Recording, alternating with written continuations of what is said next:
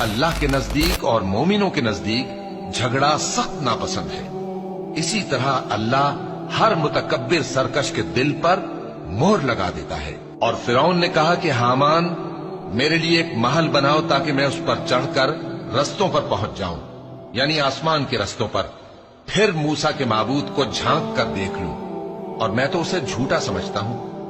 और इसी तरह फिरौन को उसके अमाल बद अच्छे मालूम होते थे और वो रस्ते से रोक दिया गया था।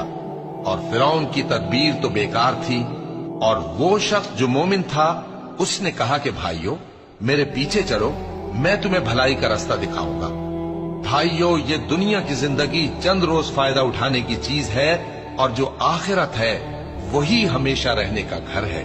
जो बुरे काम करेगा उसको बदला भी वैसा ही मिलेगा, और जो नेक काम करेगा, मर्द हो या औरत, जबकि वो साहिब ईमान भी हो, तो ऐसे लोग बहिश्त में दाखिल होंगे, वहां उनको बेहिसाब रिस्क मिलेगा।